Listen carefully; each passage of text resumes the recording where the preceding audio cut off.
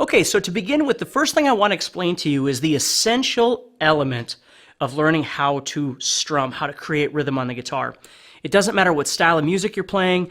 It doesn't matter whether you're playing acoustic or electric. There's a natural flow to learning how to strum on the guitar, and I want to make sure that we start off really understanding that to begin with. So I'm going to be using my acoustic for this whole first section here. And the first thing I want to explain to you is the element of scratching. Learning how to create rhythms, learning how to listen to a song and figure out a rhythm that goes with that song. So the first thing I want you to think about is I want you to think about the kind of pick that you're using. Okay? Are you using a thin pick? Are you using a thick pick? Are you using a big pick, little pick? It doesn't make any difference, but I want you to really be aware of the importance of that guitar pick. A lot of times I find people that they're learning how to play and they just have like a pick laying around their house and that's what they use. I want you to really take some patience and go to your guitar store, your local guitar store, and find a variety of guitar picks and really explore them with some of the techniques that we're going to be doing to really decide what is the most effective guitar pick for you. Now, whatever you decide this week, you might change your mind next week, and it's not a big deal. That's half the fun of this whole thing is just figuring out what works for you. But don't just assume that what you have is exactly what you should be using, okay? Some people really like thin picks because they bend and they can get more aggressive when they play. And some people like really thick picks because they're pretty heavy-handed players, or they like to play really gentle. I mean, there's all kinds of different reasons why you do it, but I just want you to be aware of that, okay? So the next thing that we're going to talk about in terms of scratching is thinking about how we're coming across the guitar. What I want you to do is just take your thumb. I want you to place it behind the guitar. I'm sure you've done this a million times, but I just want to make sure we go through this. Okay, so we're putting the thumb behind the guitar, and I'm going to take my other 4 fingers across the guitar like this, and I'm just going to touch all 6 strings. I'm not going to press on them. I'm just going to touch them lightly. So when I strum, I get this kind of percussive sound, this scratching sound. So I'm holding the pick between my first finger and my thumb, okay? Getting all my other fingers out of the way. Okay, the more fingers you tend to use on a guitar pick, the more tense you tend to get. And I really want you to be aware of the fact that we're really going to focus on relaxing when we do all this strumming in this first segment here, okay?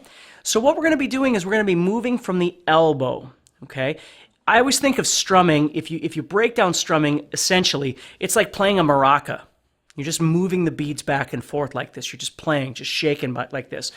Same thing happens when we strum. So let's take a look at this scratching idea. I'm touching all 6 strings, and I'm strumming through. Now, of course, I want to strum fast enough to where I'm not getting this arpeggio or broken chord kind of sound. I want to strum through so I'm getting all of them collectively at once. So the ear is hearing all 6 of those strings as one thing. Okay? So the first thing we're going to talk about with scratching is just learning how to move from the elbow, holding onto the pick with your first finger and your thumb, preferably closer to the tip of the pick than the back side of the pick. And I always use the analogy of, for instance, if you look at this pencil, I'm going to show you this pencil. If I was going to write with this pencil, I wouldn't just do this. Okay? I would hold the pencil closer to the front because it's more accurate to use when I'm writing.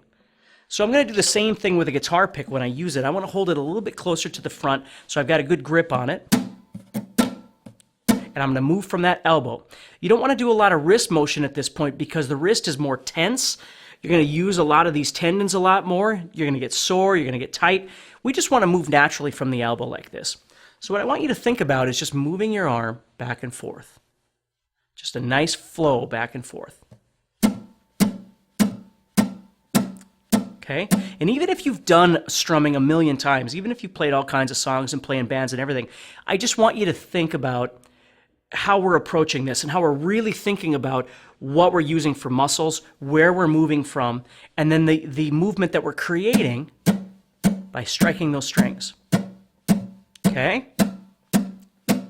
So every song in the world is basically based on, it doesn't matter whether it's country, whether it's metal, you're moving your hand back and forth. There is no other way to strum. You can strum down and you can strum up. You can't strum sideways. So we have to learn how to get comfortable with this motion. Okay? So do this with me. I'm going to count to 4 and I want you just to strum some downs with me. 1, 2, ready, go. Down, down, down, down. Now what I want you to be aware of, every time you strum down, your hand has to come back up to strum down again. Okay? So what we want to do is get to the point where when we strum down and we strum up, it's just a synchronization of moving the hand back and forth. It's not like you're thinking down, up kind of thing. You're just moving your hand back and forth. So when you do this and you're strumming just the downs, what's actually happening is you're doing the ups anyway, you're just not striking the strings, but your hand is naturally coming back up. If you think too hard about it, that's when your rhythm starts becoming a bit choppy because you're overthinking it. So what we want to learn to do is as we're moving the hand here, we just want to start striking the ups in between. And that's how we're going to move from, for instance, quarter notes to eighth notes, is simply by adding those up strums in the middle.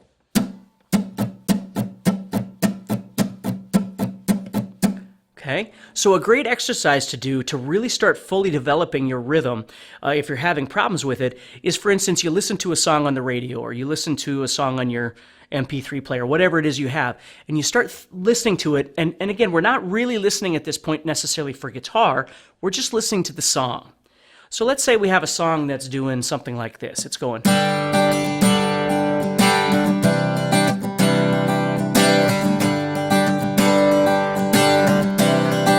And you're going to try and figure out where the beat is. And with that beat, you're going to start adding some down strums. So the first thing you do is you figure out where the beat is. Where would you tap your foot? Where would you clap your hands to this song? And what we're going to do is initially we're just going to place our down strums on those beats.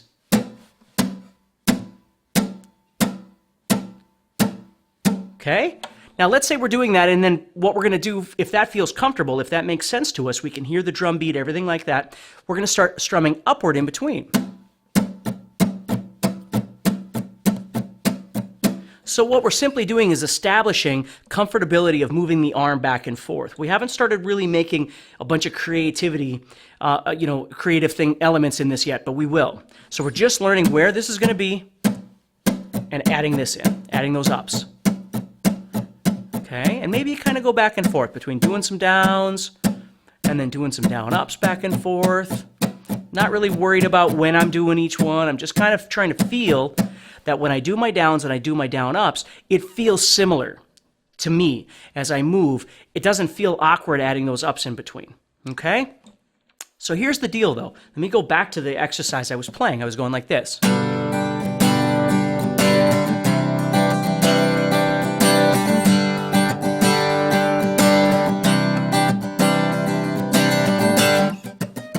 So I was moving like that. So let's say you heard that song, you're tapping your foot, you put your downs in, you're going to add your ups. So here's where you're at right now. But you're listening to that song and you're thinking, it sounds like they're going a lot faster than I am, right? I'm strumming here, and I've got my ups right here, and they're doing something a lot faster. So now all of a sudden I'm tempted to start doing this.